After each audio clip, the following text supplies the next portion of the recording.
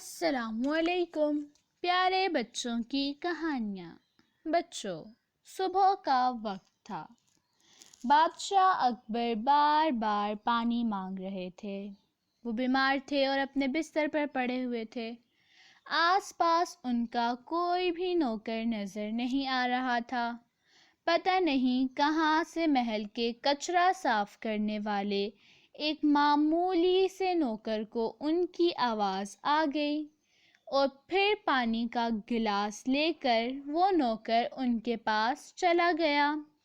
بادشاہ اکبر کو اپنی پیاس بجھانے کے لیے خود بخود اس کے ہاتھ سے پانی کا گلاس لینے پر مجبور ہو گئے۔ وہ تبھی وہاں بادشاہ اکبر کے خاص نوکر آ گئے اور ان نے اس کچرا صاف کرنے والے کو وہاں سے نکال دیا۔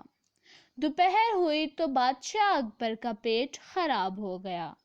حکیم کو بھی بلوایا گیا، پھر بھی راجہ کی حالت صحیح نہ ہو سکی۔ پھر بادشاہ اکبر کے ذہن میں وہ کچرا صاف کرنے والا آیا اور بادشاہ اکبر کو بہت غصہ آیا کہ میں اس کی وجہ سے بیمار ہویا ہوں، اور غصے میں بادشاہ اکبر نے اسے سزائے موت سنا دی۔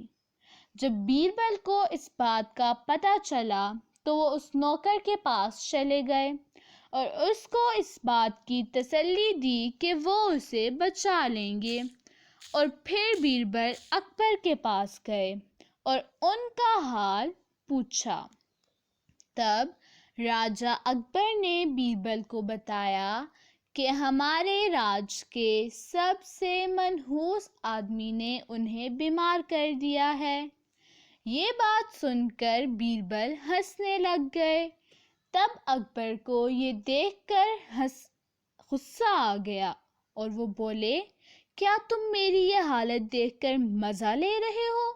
اور بیربل نے کہا کہ نہیں راجہ، میں ایک بات پوچھنا چاہتا ہوں کہ اگر میں اس نوکر سے بڑا منحوس ڈھونڈ کر دے دوں تو آپ کیا کریں گے؟ کیا آپ اس کو سزائے موت سے چھٹکارا دے دیں گے؟ اکبر نے فوراً بیربل کی بات مان لی اور پوچھا، اب بتاؤ اس نوکر سے بڑا منحوس کون ہے؟ اب بیربل بولے، اس نوکر سے بڑے منحوس تو آپ خود ہیں، جو اس نوکر کے ہاتھ سے صبح صبح پانی پینے پر مجبور ہوئے اور پھر بیمار ہو گئے، اور اس نوکر نے آپ کی پیاس بجھانے کے چکر میں صبح صبح آپ کی شکل دیکھ لی۔ صبح صبح آپ کی شکل دیکھنے کی وجہ سے تو اسے سزائے موت مل گئی، اس لیے اس نوکر سے بڑے منحوس تو آپ خود ہوئے۔ اس لیے اب آپ خود کو سزائے موت نہیں دینا، کیونکہ ہم سب آپ سے بہت زیادہ پیار کرتے ہیں۔